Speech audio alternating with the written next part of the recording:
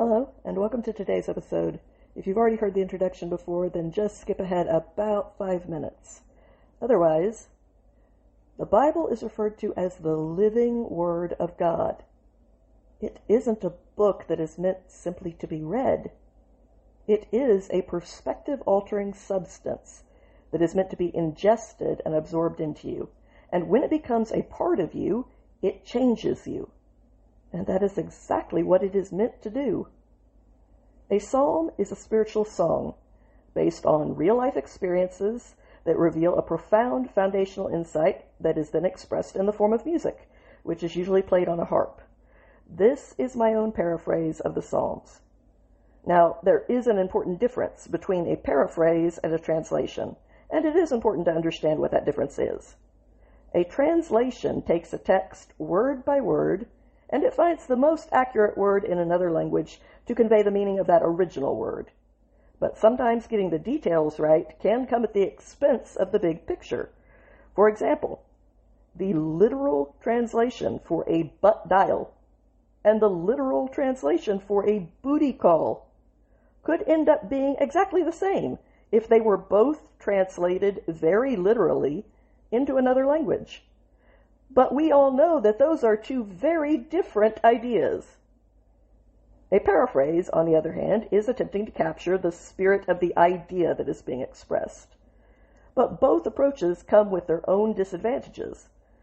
Sometimes the most literal translation for each word, while technically still accurate, also loses something in its translation. For example, if you were to translate the phrase, "cat got your tongue," into another language, it would probably make no sense to them. Why would a cat grab your tongue? What are you even talking about?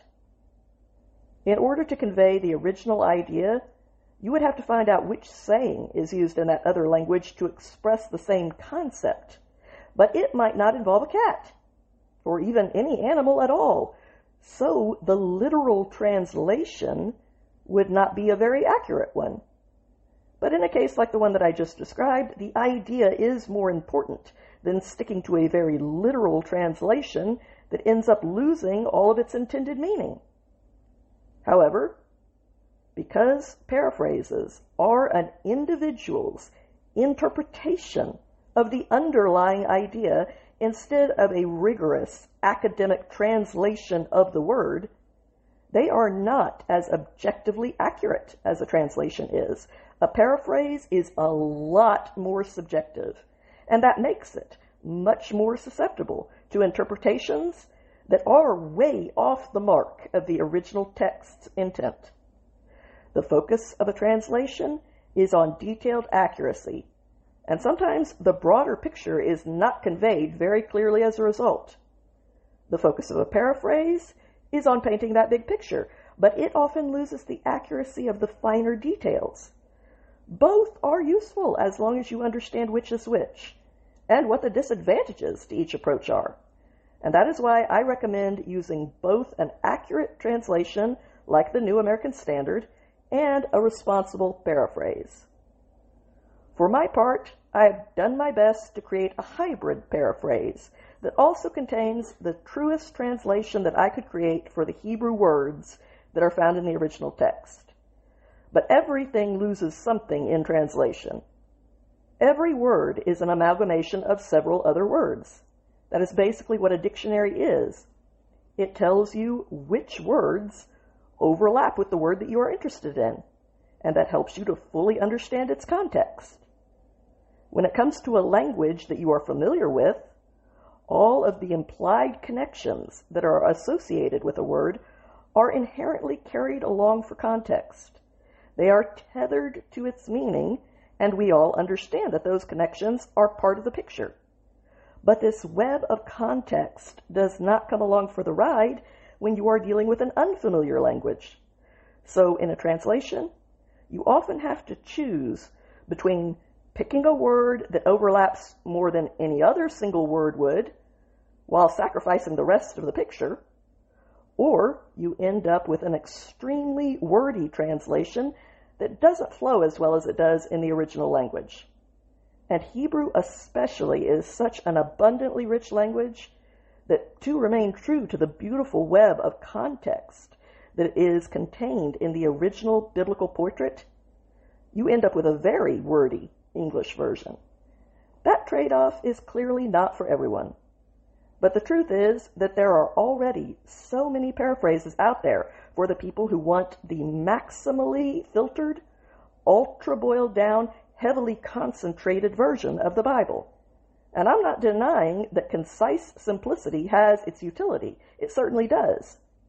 So if that is all that you are looking for right now, then there are already several versions out there to suit your preferred purpose.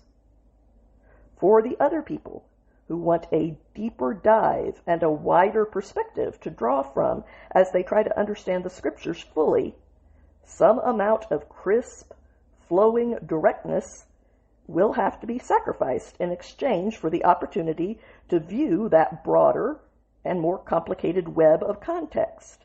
But hopefully, these attempts to contribute an additional tool to the versions of the Holy Scriptures that already exist will only add another dimension to the way that you experience faith. Psalm 114. When Israel left the confines of Egypt behind, and the house of Jacob got away from people who spoke a different and unintelligible language, Judah was transformed into his distinctive and pure sanctuary inside the realm of his various dominions throughout Israel. The vast chaos of the sea watched, and she fled to escape. The Jordan River turned around and retreated.